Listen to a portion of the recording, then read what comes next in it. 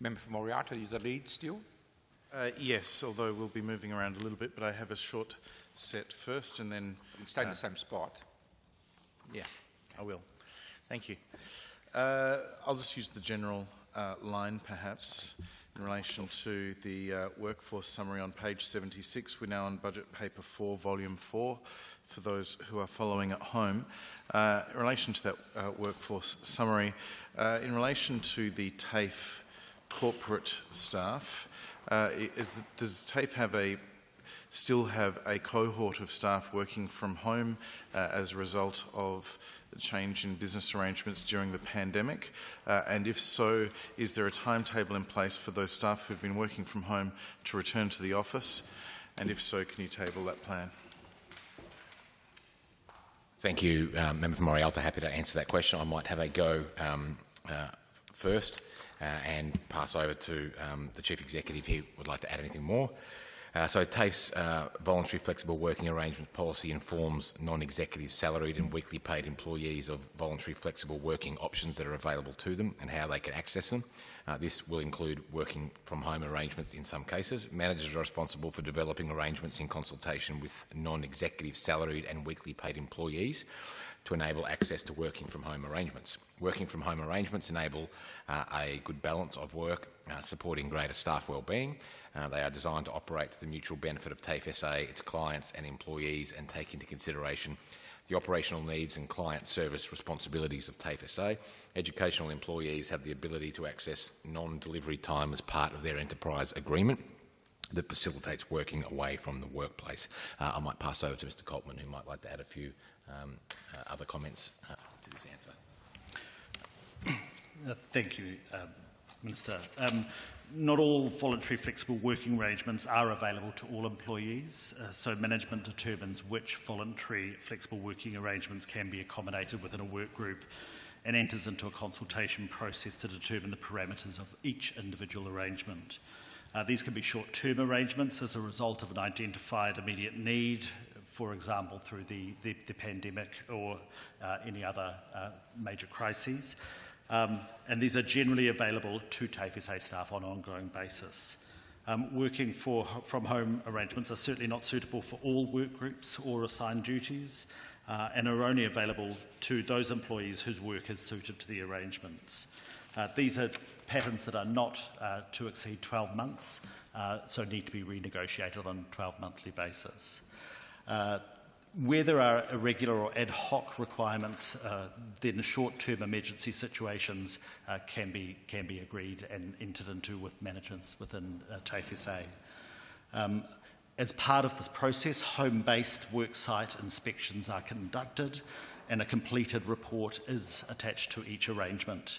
Managers must be satisfied that the employee has a satisfactory and safe worksite and that appropriate and safe equipment is available before an arrangement is approved.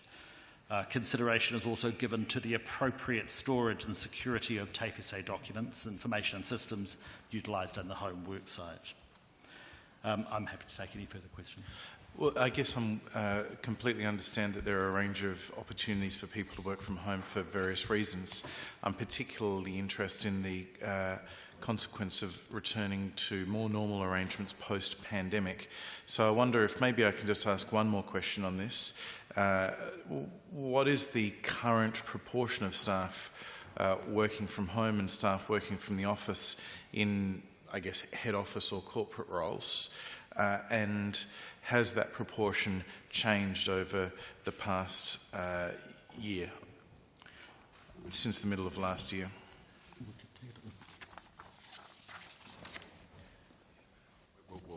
Sorry, Member from Marialta, we'll take that on notice and come back to you. I might see if the member finally wants to continue on Budget Paper 4, Volume 4, page 76. 476. Thank you. We touched on this earlier, Minister, and you committed to dealing with it in this session. The government expenditure per annual hours of vet delivery. Can the Minister advise the number of paid training hours delivered by TAFE SA in 22-23?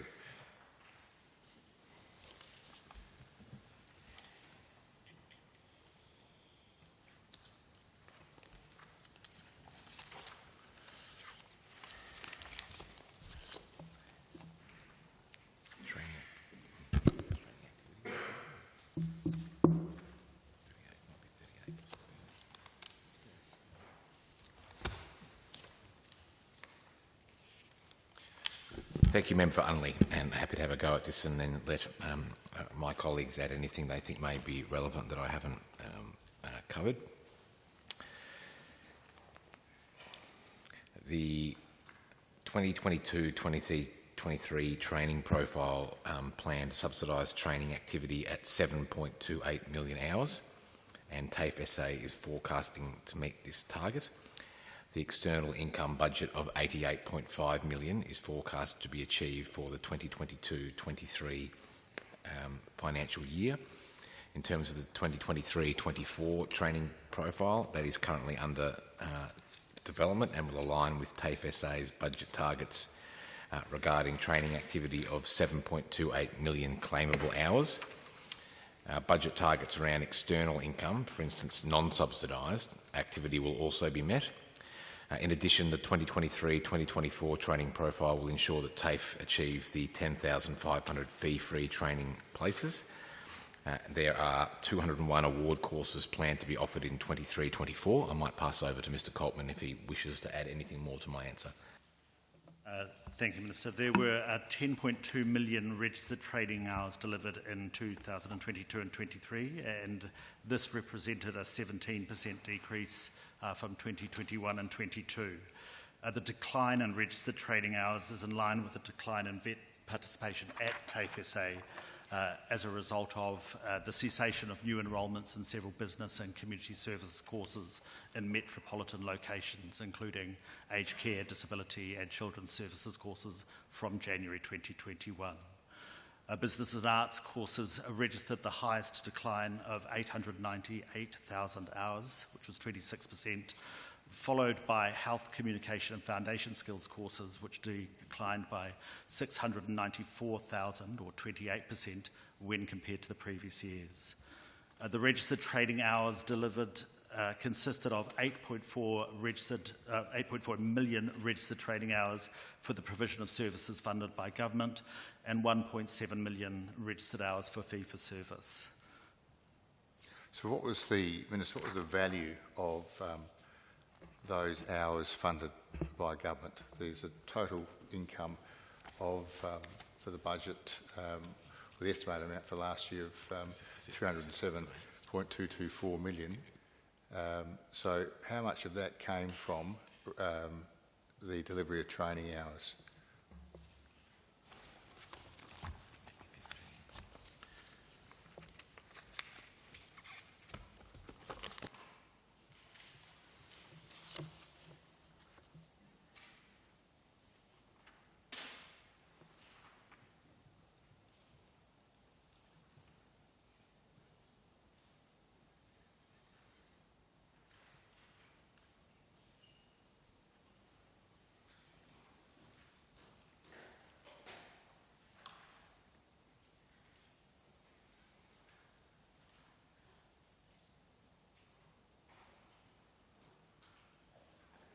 Happy to take another question, Member for Unley, while we find that answer for you, but I'm confident we will. All right.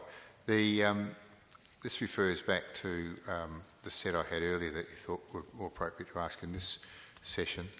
This refers to Budget Paper 4, Volume 1, page 195.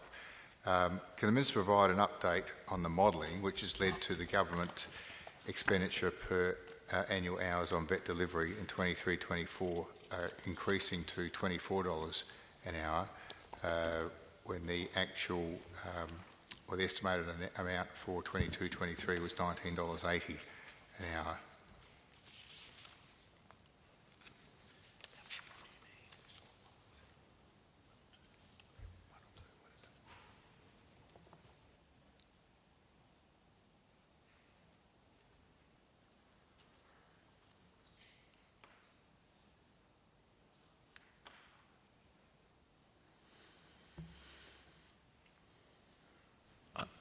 Mr Coltman will provide some remarks as I find a bit more information to provide you as well.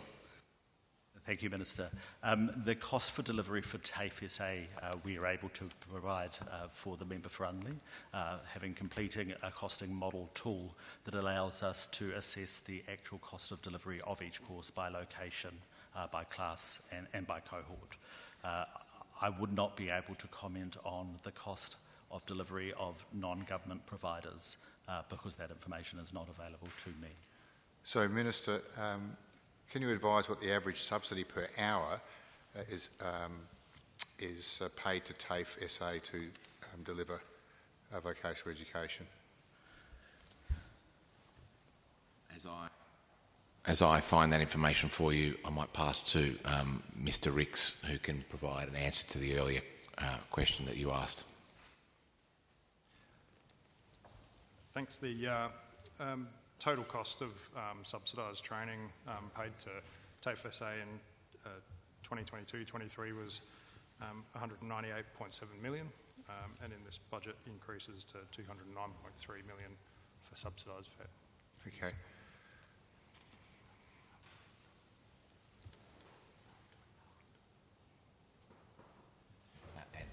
In relation to your most recent question, I'll pass to Mr. Coltman to provide you an answer on that.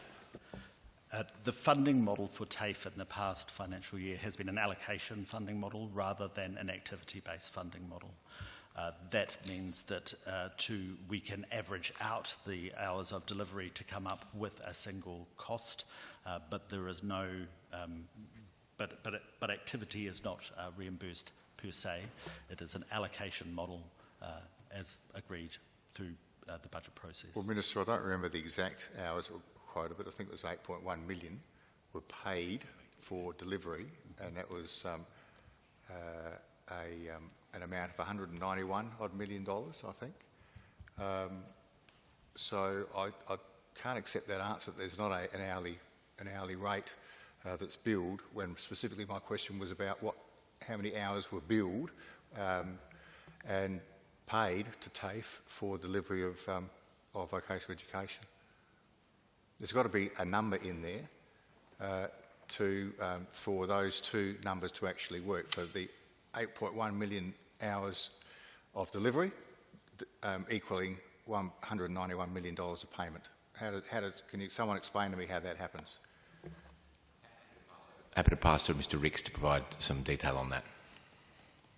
Thank you, Minister. We haven't finalised this calendar year's or this financial year's resulting hours, which provides that comparable claimable hours number, and they're still being finalised over this week and next as the term comes to an end.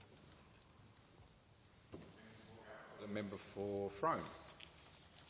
Thank you, Chair. I'll now read in the omnibus questions. For each department and agency reporting to the Minister, how many executive appointments have been made since the 1st of July 2022, and what is the annual salary and total employment cost for each position? 2. For each department and agency reporting to the Minister, how many executive positions have been abolished since the 1st of July 2022, and what was the annual salary and total employment cost for each position? 3. For each department and agency reporting to the Minister, what has been the total cost of executive position termination since the 1st of July 2022? 4.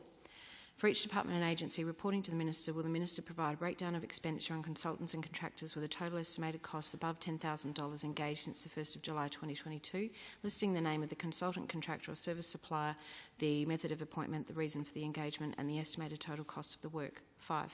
For each department and agency reporting to the Minister, will the Minister provide an estimate of the total cost to be incurred in 2023 to 24 for consultants and contractors, and for each case in which a consultant or contractor has already been engaged at a total estimated cost above $10,000, the name of the consultant or contractor, the method of appointment, the reason for the engagement and the total estimated cost? 6. For each department and agency reporting to the Minister, will the Minister advise whether it met the 1.7% efficiency dividend for 2022 to 23 to which the government committed, and if so, how was the saving achieved?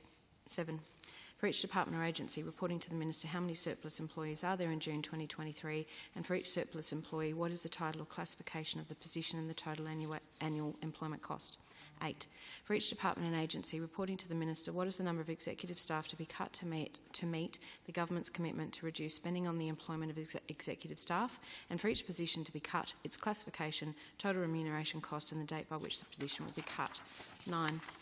For each department and agency reporting to the Minister, what savings targets have been set for 2023 to 24 and each year of the forward estimates? What is the estimated FTE impact of these measures? 10. For each department and agency reporting to the Minister, will the Minister advise what share it is receiving of the $1.5 billion the Government proposes to use over 4 years of uncommitted capital reserves held in the budget at the time it took office and the purpose for which this funding is being used in each case? 11. For each department and agency reporting to the Minister, what was the actual FTE count at June 2023 and what is the projected actual FTE account for the end of each year of the forward estimates? What is the budgeted total employment cost for each year of the forward estimates, and how many targeted voluntary separation packages are estimated to be required to meet budget targets over the forward estimates, and what is their estimated cost? 12. For each department and agency reporting to the Minister, how much is budgeted to be spent on goods and services for 2023 to 24 and for each year of the forward estimates? 13. For each department and agency reporting to the Minister, how many FTEs are budgeted to provide communication and promotion activities in 2023 to 24 and each year of the forward estimates, and what is their estimated employment cost? 14. For each department and agency reporting to the Minister, what is the total budgeted cost of government paid advertising, including campaigns across all mediums in 2023-24? 15. For each department and agency reporting to the Minister, please provide for each individual investing expenditure project administered the name, total estimated expenditure, actual expenditure incurred to June 2023 and budgeted expenditure for the years 2023 to 24, 24 to 25 and 25 to 26. 16. For each grant program or fund the Minister is responsible for, please provide the following information for the 2023 to 24, 24 to 25 and 25 to 26 financial years. Name of the program or fund, the purpose of the program or fund, budgeted payments into the program or fund, budgeted expenditure from the program or fund, and details including the value and beneficiary of any commitments already made to be funded from the program or fund. 17. For each department and agency reporting to the Minister, is the agency confident that you will meet your expenditure targets in 23-24? Have any budget decisions been made between the delivery of the budget on 15 June 2023 and today that might impact on the numbers presented in the budget papers which we are examining today? Are you expecting any reallocations across your agency budget lines during 23-24? If so, what would be the nature of this reallocation? 18. For each department and agency reporting to the Minister, what South Australian businesses will be used in procurement for your agencies in 23-24? What percentage of total procurement spend for your agency does this represent? How does this compare to last year? 19. What protocols and monitoring systems has the department implemented to ensure that the productivity, efficiency and quality of service delivery is maintained while employees work from home? 20. What percentage of your department's budget has been allocated to the management of remote work infrastructure, including digital tools, cybersecurity and support services, and how does this compare with previous years? 21. How many procurements have been undertaken by the department this financial year? How many have been awarded to interstate businesses? How many of those were signed off by the CE? 22. How many contractor invoices were paid by the department directly this financial year? How many and what percentage were paid within 15 days? And how many and what percentage were paid outside of 15 days? 23. How many and what percentage of staff who undertake procurement activities have undertaken training on participation policies and local industry participants this financial year? Member for Playford, then the member for Morialta. Thank you, Chair. My question relates to Budget Paper 4, Volume 1, page 79. Can the Minister update the House on the rollout of fee-free TAFE at TAFE SA? Thank you, Chair, and I thank the member for Playford for his question. I'm very happy to provide some detail to the House about our fee-free TAFE initiative, which of course is an incredibly important one now, given the skills shortages and problems that we are seeing right across Australia in terms of being able to fill vacancies and provide access to those who are either looking for work or looking to perhaps change career or upskill to the training they need. And I was very pleased that very early in the piece, towards the end of last year, we were able to sign a one-year agreement with the new federal government and have that online and operational as quickly as we possibly could, because we knew that the need was dire, and it was election commitments, certainly from the federal government, around fee-free positions. South Australia was the first state in Australia to announce the new interim skills agreement with the Commonwealth Government. I did that at a signing with Minister O'Connor at Tonsley TAFE. I'm pretty sure I was joined on that day by the member for Elder, which was fantastic, and she's here, of course, today. as part of the agreement, TAFE SA has been allocated 10,500 places of the 12,500 places allocated to South Australia in total. It's a $65 million joint Commonwealth-state investment, and I have to say that the response has been overwhelming. I think probably more than certainly anyone at this table probably anticipated in our wildest dreams, and I can advise the Chamber today that TAFE SA is on track to exceed its target early in semester 2. This of course presents the challenge of unmet demand, and I can assure the House that TAFE SA still offers subsidised courses to people, and we are hopeful that the next skills agreement, which we've discussed in some length here today, will continue fee-free TAFE and fee-free places next year when it commences, once it is negotiated and signed. Alongside fee-free TAFE, I'm really pleased that after years of declining numbers of students at TAFE, it is officially growing again. TAFE enrolments, Chair, are 6% higher than the same time last year at the end of May. And this, I think, is a fantastic thing. We promised we would rebuild TAFE, and that is exactly what we are doing.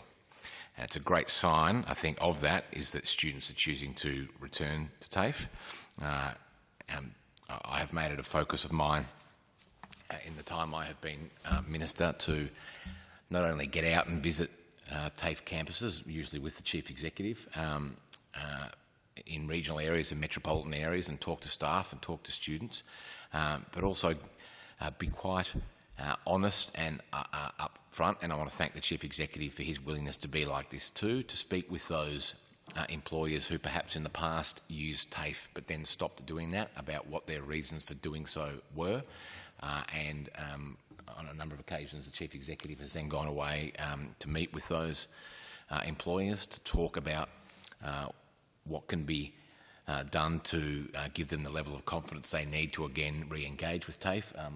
A very good example of that is GFG, who very early in the piece made comments to me about their unwillingness to use TAFE, and instead of running away with our collective tails between our legs, we fronted up and have had a number of meetings, and the Chief Executive and his team have had a number of meetings with GFG to get right down into the nitty-gritty about what it is that led to them deciding not to use TAFE and what we could do to get them back. And I'm pleased to advise the House today that we have been successful in those endeavours, and we will have GFG again partnering with TAFE to provide training. And it's obviously not just important because GFG is such a huge employer, and I, of course, as the Minister responsible for TAFE, would like to have our big employers speak positively and passionately about TAFE, but it's also vital to our TAFE campuses in regional areas, and I would point particularly to Port Pirie, Port Augusta and Whyalla as places where I would like to see our provision of courses increase, and the Regional Skills Development Fund will certainly be one of the ways that we do that.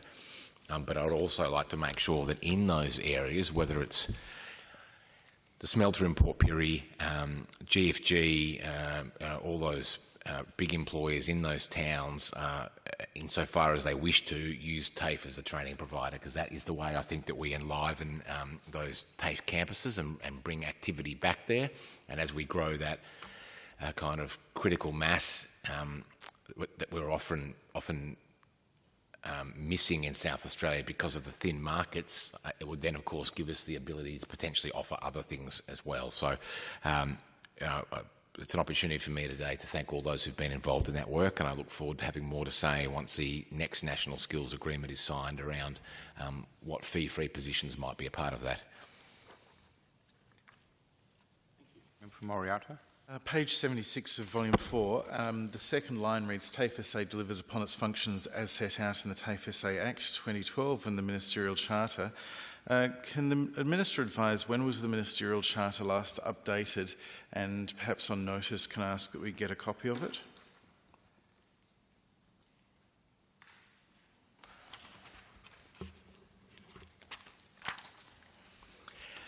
Thank you, Member for Morialta. The Public Corporations Act 1993 applies to TAFE SA and requires a charter and performance statement to be prepared by the Minister and Treasurer after consultation with TAFE SA. TAFE SA has a ministerial charter and performance statement in place, as you have correctly identified. TAFE SA provides monthly reports to me outlining performance against these priorities. I'm sure that was the case when the member for Morialta was the minister responsible as well. TAFE also has an operational agreement that establishes the arrangements between Skills SA and TAFE SA to support TAFE to deliver on government priorities. In 2022-23, TAFE is required to provide monthly reports, as I said, endorsed by the board, which address performance against the following priorities: delivery of election commitments, 12-month skills agreement, responding to economic and community needs, supporting students to succeed, sector-leading teaching and learning, build the brand of TAFE SA, valuing the TAFE SA workforce, maximising TAFE SA's assets as the public provider, and sustainable and efficient delivery. TAFE has been reporting against these priorities to me since January 2023. A ministerial charter and performance statement will be prepared for 23-24 following finalisation of the roadmap for TAFE SA. So from that, can I infer that the ministerial charter that, oh goodness, maybe 2019 or 2020, is that the last one that was signed?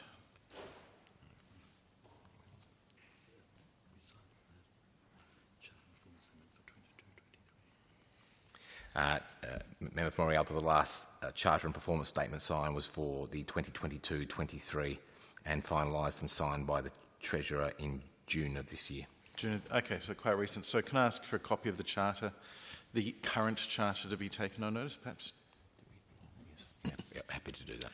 And similarly, in relation to the most recent performance statement, which the Minister referenced and is on the next line on page 76, can the Minister advise when was the performance statement last updated? Can it be provided on notice as well?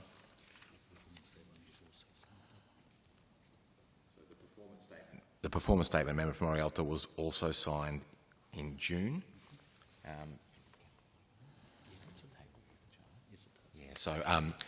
As per the legislation, it requires me to table it in this place, which I'll be doing for both the charter and the performance statement. I look forward to it. Thank you. Has TAFE SA met each objective and directive under its performance statement? It might be the previous performance statement, potentially for the 22-23 financial year. I'll take that on notice, I think, and perhaps come back with an answer. I have the priorities in the current one in front of me. I'm not sure if I have the previous ones and an acquittal of how they did. Happy for if the Chief Executive has anything he wants to add. No? Okay. Yeah. And in terms of monitoring progress against the performance statement, is that the monthly report that the Minister referred to earlier, or if not, is there another way that progress is reported against the performance statement? I'll pass to the Chief Executive. A monthly report is provided to the Minister and the TAFE SA board that reports against the objectives established in the performance charter, in the charter and performance statement. Thank you. In terms of the ministerial priorities list, I think the Minister referenced this as well. Is that incorporated into the performance statement, or is that document have some other kind of status? It is, Member for Morialta, it is incorporated into that. I might also add in terms of accountability and performance measures. Of course, as Minister, I also meet with the Chair of the Board, who is Joanne Denley, on a regular basis, and I guess seek to ask her questions about how the acquittal of that performance statement and charter and priorities is going. Can I ask, do we have, is it a public document, the ministerial priorities for TAFE SA 23-24? It's all in the charter, Member for Morialta. All in the charter. Yes. All right, we'll look forward to receiving that. It will be an occasion for celebration. Yes, there will be tap dancing, I am told. And scones. Workforce summary and on the page member for Unley will thank me. The 2021-22 actual FTEs was 1895.9. Estimated result is 1930. Can I get a sense on who are the extra 35 or so staff over what the actual, the new employees, what are their job titles, what divisions they're assigned to, what sort of salary band classifications are we looking at? 35 or 16? Oh yes, workforce.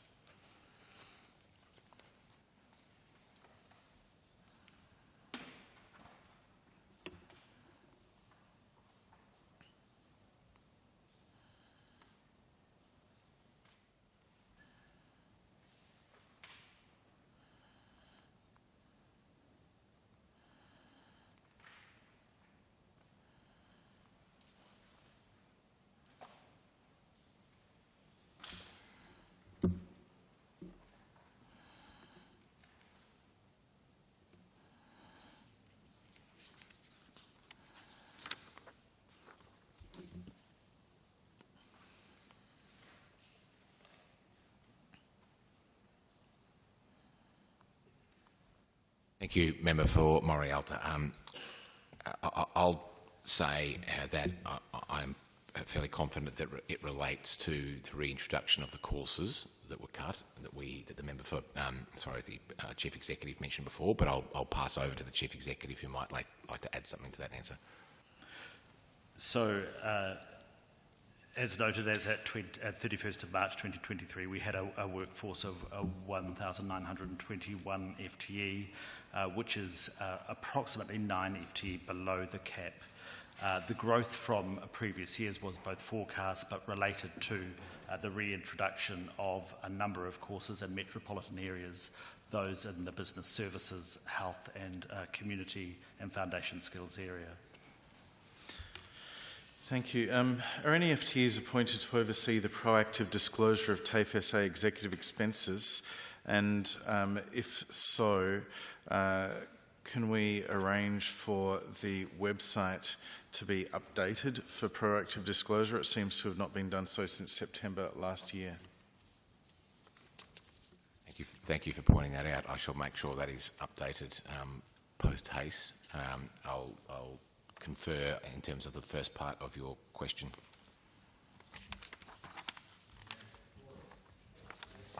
My question to the Minister is, I should say. Budget Paper 4, Volume 4, page 79. Can the Minister update the House on the reintroduction of care courses at TAFE SA metro campuses? Thank you, Member for Florey, for your question. And yes, I can. I'll keep it brief so I can enable the Member for Morialta to get an answer to the question he asked before.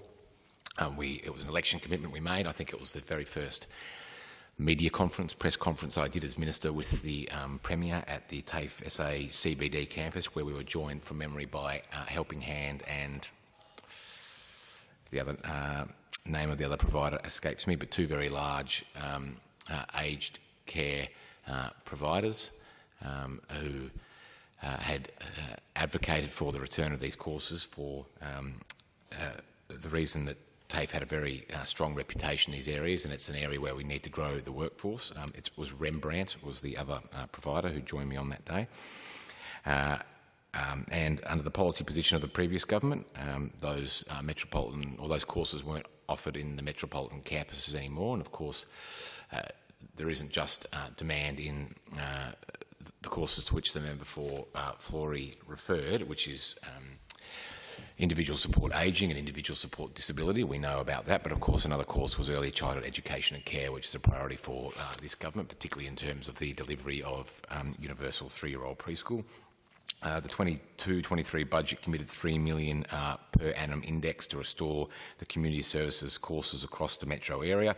As a result of the return of these courses, 498 additional students have been able to access subsidised training and commence their study with TAFE SA in the 2022-23 financial year in community services.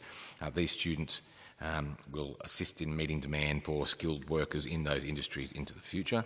The advice I have from the agency at this time is that they anticipate further additional enrolments in these courses in the coming years, which is very pleasing. In terms of the restoration of early childhood courses, TAFE SA has invested $627,000 as at 31 of March 2023 to restore early childhood courses. This includes upgrading facilities and equipment and staff costs. And 142 additional students have enrolled in that course in 22-23. Restoration of aged care and disability courses, just to give a breakdown of the 498 additional students in total, 99 additional students in disability courses, 60 additional students into aged care, and again, money spent towards that was used towards upgrading facilities, equipment and staff costs. I might leave my answer there, Chair, so I can give the member for Morialta an opportunity to ask another, and we may have an answer to the earlier question he asked before the member for Flores, and I'll pass to the Chief Executive to provide that. Yes, so the TAFE SA has an officer with responsibility for proactive disclosures, and as the Minister has indicated, we will ensure with urgency that the TAFE SA website is updated. The last answer from the Minister, who was talking about courses reintroduced in the metropolitan area. Can I ask what the status is of hairdressing courses in Whyalla and how many students are currently being taught in that course? We'll take the question about how many on notice, but the courses are certainly operational because I've asked for an update on that recently myself. We'll come back to you with how many students are doing the hairdressing course at Whyalla.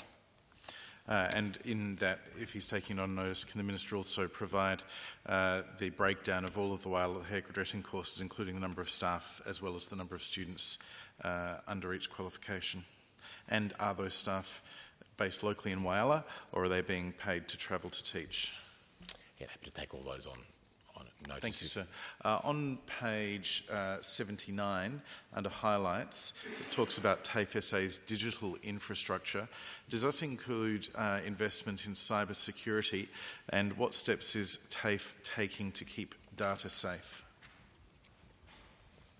There is obviously a well-publicised issue from around the time of the change in government, and so obviously we're keen to ensure that moving forward, TAFE's data is secure.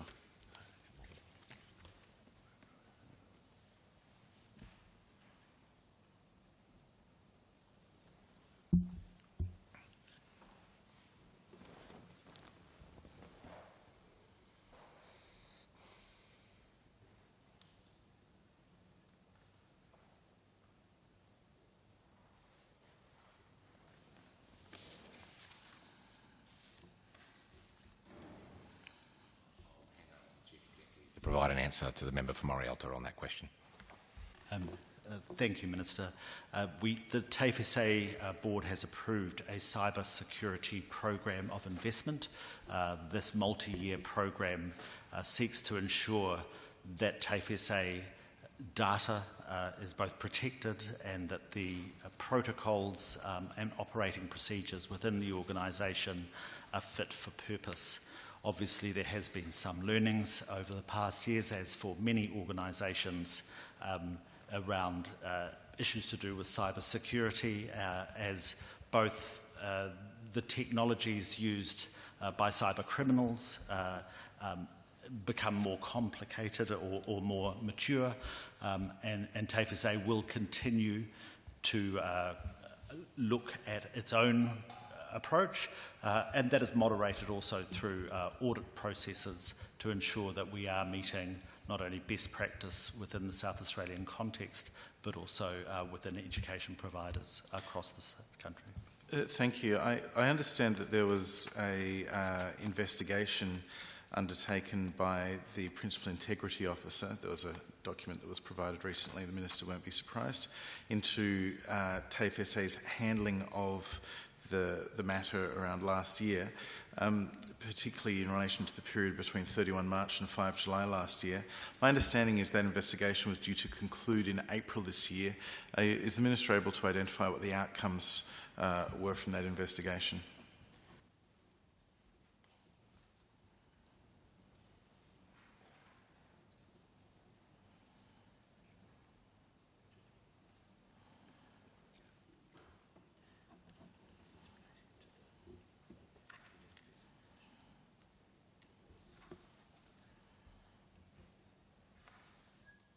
Mr. Coltman will provide an answer to that question. Thank you, Minister. The investigation that was undertaken by TAFE SA's Principal Integrity Officer sought to understand had TAFE SA followed its own protocols and processes in handling the alleged data breach. It identified opportunities for improvement, and the staff identified through the evaluation process where there were opportunities for improvement have been both censured and provided opportunities to improve their performance moving forward. In relation to highlights, there's the fee-free TAFE initiative. How did the government identify what courses were going to receive fee-free TAFE at TAFE SA, and was there consultation with the Skills Commission to determine which courses were the highest priority for which TAFE SA should be providing?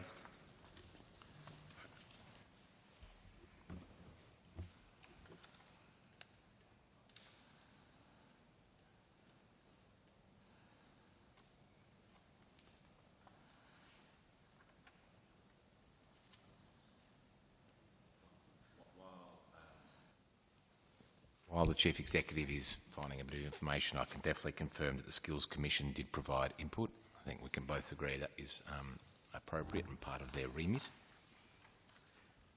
The process for determining the fee-free course list was undertaken by both by TAFE SA in consultation with Skills SA, looking to both the industry needs and priorities, as well as looking at priority cohorts of students, those students who were most likely to be unable to or prevented from accessing vocational education and training because of their personal circumstances.